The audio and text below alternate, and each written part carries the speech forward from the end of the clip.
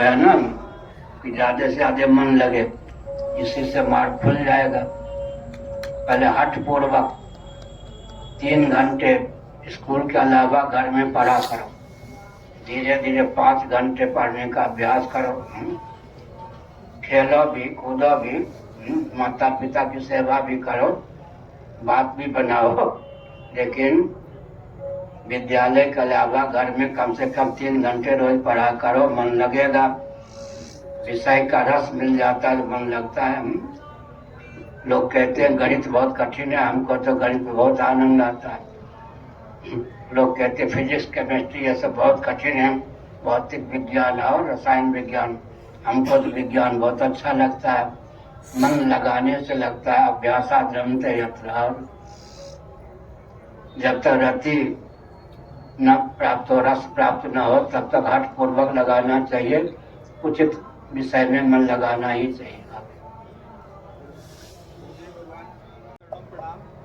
देव भगवान, अभी जैसे कि जो राम मंदिर का मुद्दा हुआ था, तो उसमें आप श्री के बयान आने के बाद में जो शासन तंत्र है, चूंकि जो आपने बयान दिया वो धर्मसम्मत था और शासन तंत्र उसके अनुकूल कार्य नहीं करना चाहता था, तो इसके लिए उसने पूरी अपनी मशीनरी और जो एक विश्व का सबसे बड़ा अपने को सामाजिक संगठन कहता है वो इसके विरोध में था, तो उसने अपनी पूरी मशीनरी आपके विरोध में और मतलब भ्रम फैलाने में लगा दी।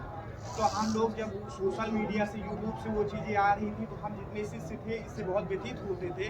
तो हम लोग ये मार्गदर्शन चाहते हैं कि चूंकि भविष्य में बहुत कुछ होना है, अगर दोबारा ऐसी स्थिति उत्पन्न होती है तो हम लोग जो है किस तरीके से इसका जवाब दे सकते हैं। बढ़िया बढ़िया बढ़िया।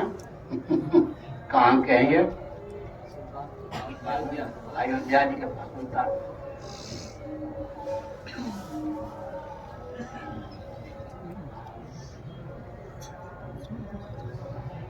ऐसा है कि मुझे चुनौती देने का अर्थ अपने को चुनौती देना। कारण क्या है? मैं सबको आत्मा स्वरूप और आत्मी समझता हूँ। भगवान सूर्य से, पूज्य गुरुदेव से तो हमने विद्या अध्ययन किया ही। दिल्ली में जब मैं विद्यार्थी था हायर सेकेंडरी स्कूल का, ध्यानावस्था में सूर्य भगवान से मुझे तत्व ज्ञान प्राप्त हुआ। कालांतर में सूर्य भगवान से मुझे गणित का ज्ञान प्राप्त हुआ।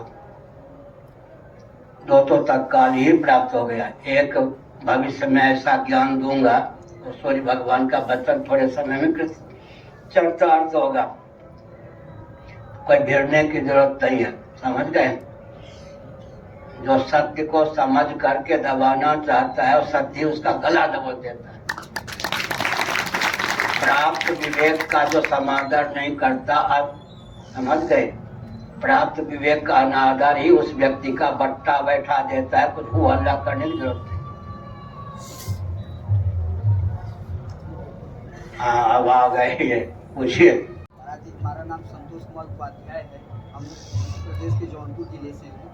महाराज जी, हमारा विवाह चोरी से हो गया था और मेरा नया संस्कार नहीं हो पाया। किन्हीं कारण विवाह हो गया और सब में जनेऊ नहीं हुआ, तो मैं क्या करूं?